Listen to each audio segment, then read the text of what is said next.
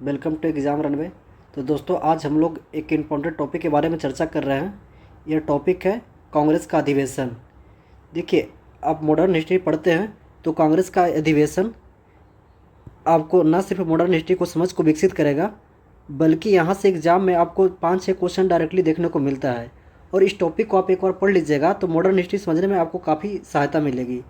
तो चलिए इस क्लास को हम लोग शुरू करते हैं और इस क्लास के माध्यम से हम लोग कांग्रेस के विभिन्न अधिवेशन के बारे में देखेंगे और देखेंगे यहाँ से कौन कौन सा प्रश्न पूछे गए हैं।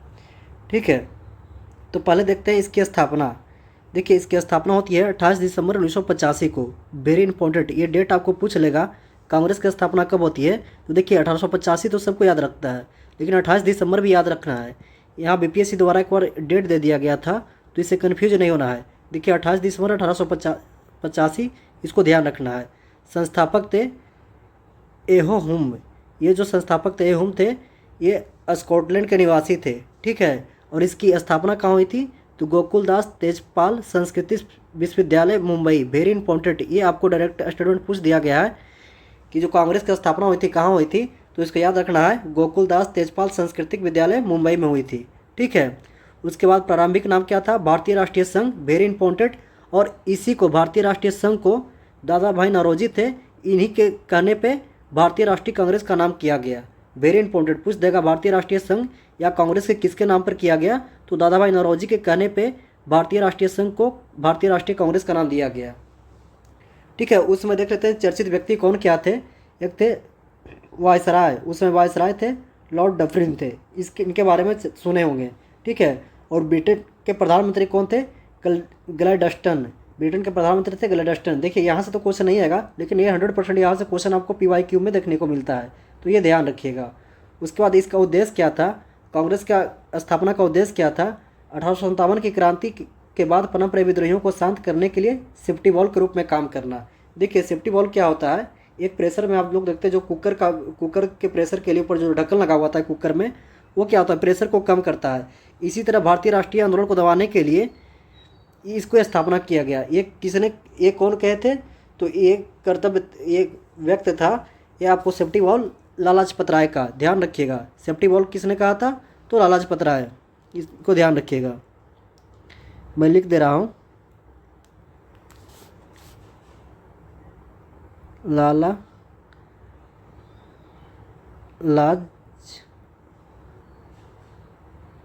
लाजपत राय, इनको ध्यान रखिएगा। इन्होंने कहा था सेफ्टी वॉल। ठीक है, इसके संबंधित और कथन को हम लोग देखेंगे। देखिए डफरिन जो समय क्या था? वायसराय था। डफरिन ने कहा था कांग्रेस के जनता जो है अल्पसंख्यक वर्ग का प्रतिनिधित्व करते हैं। ठीक है, ये स्टेटमेंट ध्यान रखिएगा। पूछता है किसने कहा था कि अल्पसंख्यकों का प्रतिनिधित्व कांग्रेस करता है, तो डफरिन ने कहा था। वेरी इंपॉर्टेंट, यहाँ से आपको स्टेटमेंट डायरेक्ट पूछ देगा, तो ध्यान रखिएगा। ये जितना स्टेटमेंट दिया हुआ है आपको PYQ में हर बार 2-3 बार पूछा हुआ है। तो डफरिन जो था अल्पसंख्यकों का वर्ग करके पुकारा था। कौन? डफरिन, इसको ध्यान रखिएगा। और फिरोज शाह मेहता जो थे, कांग्रेस की आवाज़ जनता की आवाज़ नहीं है। फिरोज शाह मेहता बोले थे जो कांग्रेस की आवाज़ है वो जनता की आवाज़ नहीं है, सिर्फ कांग्रेस की आवाज़ है। ठीक है, इसी संदर्भ में बाल गंगाधर तिलक का महत्वपूर्ण कथन है, यदि हम वर्ष में एक बार मेढक की टराएंगे तो हमें कुछ नहीं प्राप्त होगी। देखिए मेढक क्या होता है ना, मेढक आप लोग देखते होंगे जब बरसात के दिन में मेढक क्या होता है, जब बारिश स्टार्टिंग होती है तो बहुत टर करता है। तो बाल गंगाधर तिलक यही बोले थे कि जब एक वर्ष में हम लोग मेढक की तरह सिर्फ टर्राएंगे तो हमें कुछ नहीं मिलेगा। तो वेरी इंपॉर्टेंट, ये कथन याद रखिएगा। इसके बाद क्या होता है? मोहम्मद अली जिन्ना। मोहम्मद अली जिन्ना जो था, उन्होंने कहा था स्वर्ण हिंदुओं का फांसीवाद कांग्रेस है। ये मोहम्मद अली जिन्ना का कथन था। कांग्रेस के बारे में बोले थे कि वहाँ स्वर्ण हिंदुओं के फांसीवादी कांग्रेस है। देखिए स्टार्टिंग एक कांग्रेस का उदारवादी चरण देखेंगे। उदारवादी चरण में क्या होता है? कांग्रेस सीमित रहती है और यहाँ ज़्यादा तक स्वर्ण हिंदुओं का वर्चस्व देखा जाता है, इसी के बारे में बोला था। उसके बाद अरविंद घोष, वेरी इंपॉर्टेंट, इनको भी ध्यान रखिएगा। तो अरविंद घोष कहते हैं कांग्रेस की मृत्यु क्षय रोग से होगी। ये कौन बोले थे? अरविंद घोष, इसको ध्यान रखिएगा। हालांकि यहाँ पे नहीं दिया हुआ है, और 2-3 मैं स्टेटमेंट बोल देता हूँ जो एग्जाम में आता है, एक ध्यान रखिएगा। बल्कि चंद चटर्जी ने बोले थे, इन्होंने बोला था क्या? कांग्रेस के लोग पदों के भूखे हैं, पद के भूखे हैं। कौन बोले थे? बंकिम चंद्र चटर्जी, इनको ध्यान रखिएगा। कांग्रेस के लोग पद के लोग भूखे हैं। एक और व्यक्ति है अश्विनी कुमार दत्त जो थे वो कांग्रेस का 3 दिन का तमाशा बोला था। अश्विनी कुमार दत्त ये कांग्रेस के बोले थे 3 दिन का तमाशा। ध्यान रखिएगा, पूरा जो मैं बोला हूँ यहीं पे देख लीजिएगा, आपको इससे बाहर एक भी क्वेश्चन नहीं जाएगा। यहाँ से सब क्वेश्चन पूछा हुआ है, बोल देगा 3 दिन का तमाशा कांग्रेस के बारे में कौन बोले थे, तो अश्विनी दत्त। और पद के लोग भूखे होते हैं कांग्रेस के किसने बोला था, तो ये बोले थे अश्विनी कुमार दत्त। एक डफरिन जो बताएं दिए डफरिन का कर्तव्य था ये था, ठीक है। और एक कर्तव्य और कर्जन के बारे में कहा जाता है। कर्जन ने कहा था कांग्रेस अपनी मृत्यु की ओर जा रही है, लड़खड़ा रही है, हमारी इच्छा है कि इसमें हम सहयोग करें। तो ध्यान रखिएगा, ठीक है। तो अभी तक हम लोग कांग्रेस की स्थापना के बारे में देख चुके हैं, कौन क्या बोले थे उनके बारे में देख चुके हैं। अब इसके आगे के बारे में देखते हैं। कांग्रेस के पहला 4 अधिवेशन वेरी इंपॉर्टेंट है। हालांकि देखिए कांग्रेस का बहुत अधिवेशन होता था, हर वार्षिक अधिवेशन होता था और कभी कभी 1-2 वर्ष बाद हुआ, लेकिन इसमें 8-10 अधिवेशन बहुत महत्वपूर्ण, उसको हम लोग देखेंगे। बाकी जैसे जैसे मॉडर्न हिस्ट्री के पार्ट हम लोग पढ़ेंगे उसके क्रम में हम लोग कांग्रेस को अधिवेशन को देखते चलेंगे, ठीक है। तो आप लोग कंटिन्यू पढ़ते रहिए, हौसला बनाए रखिए। देखिए मेहनत करने से सब कुछ होता है, एक दिन में नहीं होता है, लेकिन एक दिन में नहीं होता है, एक दिन ज़रूर होता है। मेहनत ही आपका सबसे बड़ा हथियार है। अब जितना मेहनत कीजिएगा, जितना अपने आप को दीजिएगा, रिवाज चीज़ें कीजिएगा, एग्ज़ाम के नज़दीक पहुँचिएगा, ठीक है। चलिए उसके बाद देखते हैं कांग्रेस के अध्यक्ष। देखिए 1885 में मुंबई में व्यामेश चंद्र बनर्जी, WC बनर्जी कौन थे, कांग्रेस के प्रथम अध्यक्ष थे। इन्हें 72 प्रतिनिधियों ने भाग लिया था। वेरी इंपॉर्टेंट, पूछ देगा कांग्रेस के कितने प्रतिनिधियों ने भाग लिया था, तो 72 ने भाग लिया था।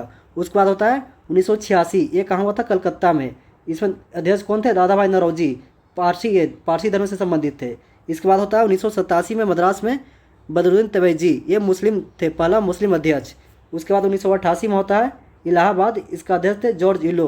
तो देखिएगा आपको जो पहला कांग्रेस का अधिवेशन होता है चारों दिशाओं में फैला होता है। इसका एक ही कारण था कि कांग्रेस किसी एक सीमित क्षेत्र में ना होकर के चारों दिशाओं में, और देखिएगा सभी जो स्टार्टिंग का 4 कांग्रेस अधिवेशन है सभी अलग अलग धर्म के थे। तो ये संदेश देना था जो कांग्रेस का जो है न किसी एक धर्म के लिए, न जाति के लिए, न किसी एक क्षेत्र के लिए, बल्कि सभी के लिए। देखिए जैसे यहाँ होता मुंबई में कौन थे, व्यामेश चंद्र बनर्जी हिंदू थे।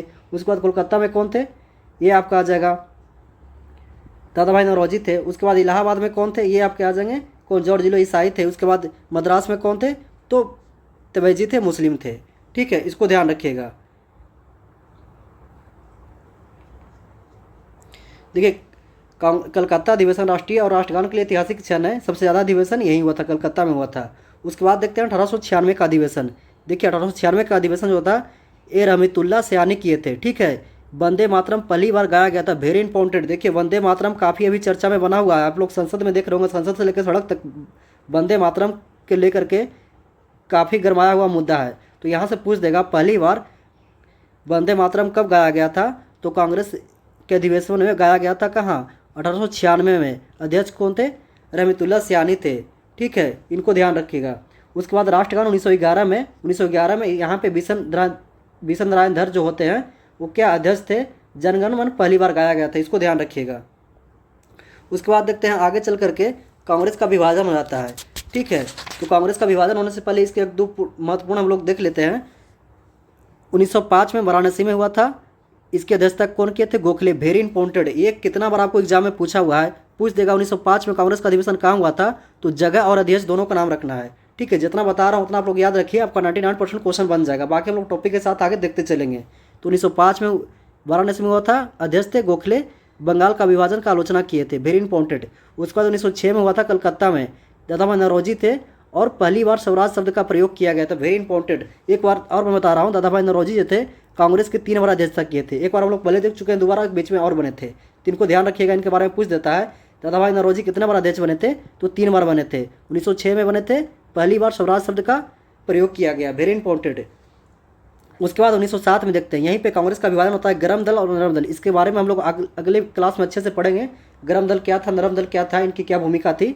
तो रास बिहारी घोष थे, ये सूरत विभाजन में हुआ था, गरम दल नरम दल बंटवारा हो गया था, वेरी इंपॉर्टेंट। सूरत विभाजन इसी को नाम से रहता है।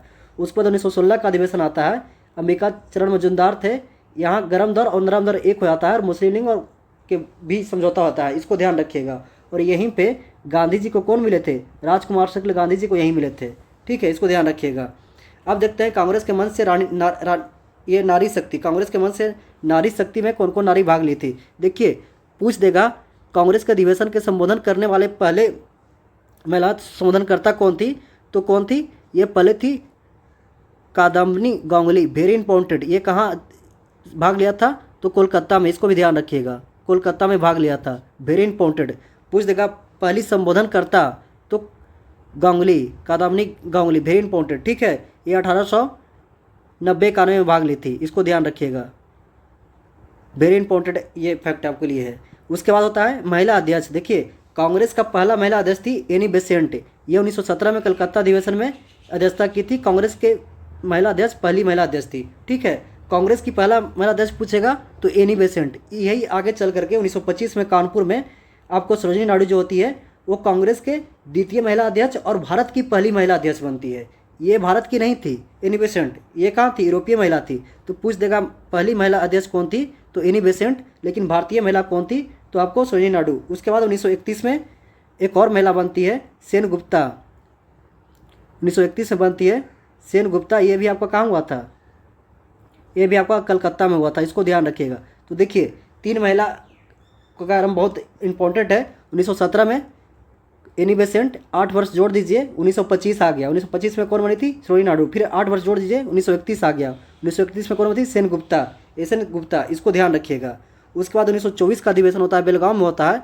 ये महात्मा गांधी एकमात्र अधिवेशन की अध्यक्षता किए थे, वेरी इंपॉर्टेंट। एकमात्र अध्यक्षता किसने किया था, महात्मा गांधी ने, तो ये बेलगांव में किए थे। उसके बाद 1919 होता है, लाहौर रावी नदी के तट पे, यहाँ पंडित जवाहरलाल नेहरू अध्यक्षता किए थे। इन्होंने यहाँ पे पूर्ण स्वराज का प्रस्ताव पारित किया था, वेरी इंपॉर्टेंट। ये आपको जो भी मैं बता रहा हूँ चीज़ें बहुत इंपॉर्टेंट है, चीज़ों को याद करते चलिए, रिविजन करते चलिए, आपको चीज़ें क्लियर होगी तो मॉडर्न हिस्ट्री में समझने में दिक्कत नहीं होगा। चलिए उसके बाद हम लोग देखते हैं, उसके बाद आपका आता है 1931 कराची अधिवेशन। यहाँ सरदार वल्लभ भाई पटेल पहली बार मौलिक अधिकार प्रस्ताव पारित किए थे, वेरी इंपॉर्टेंट। देखिए कर्नाटक 1924 महात्मा गांधी, 1931 लाहौर जवाहरलाल नेहरू पूर्ण स्वराज की घोषणा। 1931 में कहाँ हुआ था, वल्लभ भाई पटेल। एक ध्यान रखिएगा 1930 में कोई अधिवेशन नहीं होता, वेरी इंपॉर्टेंट, ये दे देगा। 1930 में कोई अधिवेशन नहीं हुआ था कांग्रेस का, वल्लभ भाई पटेल मौलिक अधिकार को प्रस्ताव किए थे। उसके बाद आगे हम लोग देखते हैं फैजपुर 1937 में, एक कौन थे, ये जवाहरलाल नेहरू थे। पहला अधिवेशन था जो किसी गांव में हुआ था, वेरी इंपॉर्टेंट। पूछ देगा फैजपुर अधिवेशन जो था कहाँ हुआ था, तो पहला अधिवेशन जो था गांव में हुआ था। ये कौन थे, इसका प्रस्तावक जवाहरलाल नेहरू। इससे पहले जवाहरलाल नेहरू कब रहे थे, लाहौर में, इसको ध्यान रखिएगा। और हरिपुरा 1938 में सुभाष चंद्र बोस अध्यक्ष बने थे। और यहाँ जो किया गया था राष्ट्रीय नियोजन समिति का गठन किया गया था, वेरी इंपॉर्टेंट, ये ध्यान रखिएगा। उसके बाद क्या होता है 1939 त्रिपुरी में होता है। एक तरफ सुभाष चंद्र बोस थे, एक तरफ पट्टाभी सीतारामैया थे, जिनको महात्मा गांधी ने उम्मीदवार उतारा था। होता क्या है, सुभाष चंद्र बोस यहाँ भारी मतों से 339 वोट से जीत जाते हैं और पट्टाभी सीतारामैया हार जाते हैं। तो गांधी जी ने इनकी हार को अपनी हार बताते हुए प्रेशर बनाना शुरू करते हैं और विवाद होता है। अंततः सुभाष चंद्र बोस त्यागपत्र देते हैं और सुभाष चंद्र बोस को त्यागपत्र देने के बाद कौन बनते हैं अध्यक्ष, राजेंद्र प्रसाद, वेरी इंपॉर्टेंट, ये वेरी इंपॉर्टेंट, इसको ध्यान रखिएगा। सुभाष चंद्र बोस के त्यागपत्र देने के बाद कौन बनते हैं, तो राजेंद्र प्रसाद, इसको ध्यान रखिएगा। तो दोस्तों आप लोग रिकॉल चीज़ों को करते चलिए, आपको रिकॉल कीजिएगा तो बहुत आसानी होगी। ठीक है, डरना नहीं है, रिकॉल करना है, पढ़ना है। कहते हैं ना कि हारने का डर मत रखो, क्योंकि हार भी सिखाती है जीतने का तरीका। जब भी आप हारें डरना नहीं है, एक जीतने का तरीका आपको पता चलेगा। इसलिए हारने का डर मत रखो, क्योंकि हार भी सिखाती है जीतने का तरीका। ये ध्यान लाइफ में इस बातें को अपने दिलो दिमाग में उतार लीजिए। हर बार हम लोग ट्राई करते एग्ज़ाम में, कोई फेल होता है कोई पास होता है, लेकिन आपका ये फेल होना अंतिम फेलियर नहीं है, प्रयास छोड़ देना अंतिम फेलियर है। ठीक है, उसके बाद 1940 में देखते हैं रामगढ़ आंदोलन। रामगढ़ में अबुल कलाम आज़ाद जो थे 6 वर्षों तक कांग्रेस के लगातार सबसे लंबे समय तक अध्यक्ष रहे थे, वेरी इंपॉर्टेंट। हालांकि इसके पहले भी आपको अबुल कलाम आज़ाद बने थे, कांग्रेस का ये अध्यक्ष बने थे, वो सबसे कम उम्र के थे। तो इनके बारे में 2 पॉइंट याद रखना है। सबसे लंबे समय तक कांग्रेस का अधिवेशन को अध्यक्षता कौन किया था, तो अबुल कलाम आज़ाद, और सबसे कम उम्र के लिए कौन किया था, तो अबुल कलाम आज़ाद। उसके बाद 1946 में होता है मेरठ में जेबी कृपलानी आज़ादी के समय भारत के अध्यक्ष थे, वेरी इंपॉर्टेंट। अच्छा एक फैक्ट और याद रखिएगा, वहाँ हम बता रहे थे, तो किसने कहा था कि आज़ादी के बाद कांग्रेस को समाप्त कर देना चाहिए, तो ये गांधी जी कहे थे, वेरी इंपॉर्टेंट। गांधी जी बोले थे स्वतंत्रता प्राप्ति के बाद कि कांग्रेस को गठन को अब इसकी समाप्त कर देना चाहिए। जिसका उद्देश्य था स्वतंत्रता प्राप्ति वो हो गया, तो इसको समाप्त कर देना चाहिए। तो आज़ादी के समय अध्यक्ष कौन थे? ये थे आपको JV कृपलानी। 1947 में नई दिल्ली में विशेष अधिवेशन, जिसकी अध्यक्षता कौन करते हैं? राजेंद्र प्रसाद। इसको ध्यान रखिएगा, ठीक है। तो चीज़ों को रिकॉल करते चलिए। आप लोग जितना रिकॉल कीजिएगा उतना ही आगे पढ़ने में इजी होगा। और जब आप इस टॉपिक को पढ़ लीजिएगा तो मॉडर्न हिस्ट्री से आप कोई भी टॉपिक पढ़िएगा तो आपको चीज़ों समझ में आएगी, ठीक है। उसके बाद हम लोग देखते हैं मेन और कांग्रेस के अधिवेशन के बारे में चर्चा कर लेते हैं।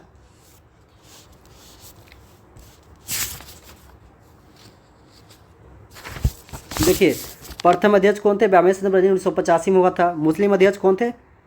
तबैजी 1887 में हुआ था। यूरोपीय या प्रथम अंग्रेजी कौन थे? जॉर्ज जूलियो 1988 में हुआ था। अधिवेशन का संबोधन करने वाली प्रथम महिला कौन थी? कादाम्बी गांगुली। वेरी इंपॉर्टेंट, ये कहाँ हुआ था? ये आपको कोलकाता में हुआ था। इसके अध्यक्षता जो किए थे ये फिरोज शाह मेहता किए थे। इसको ध्यान रखिएगा, फिरोज शाह मेहता किए थे, ठीक है। ये 1890 में हुआ था, इसको ध्यान रखिएगा। प्रथम महिला अध्यक्ष एनी बेसेंट और प्रथम भारतीय महिला अध्यक्ष सरोजिनी नायडू और द्वितीय भारतीय महिला अध्यक्ष SN गुप्ता कब हुई थी? 1931 में। देखिए, इसको याद कराया था मैं।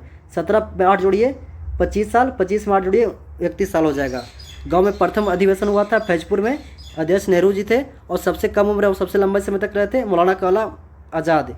इनके बारे में ध्यान रखिएगा, ठीक है। उसके बाद और हम लोग देख लेते हैं, एक दो क्वेश्चन और यहाँ से पूछता है।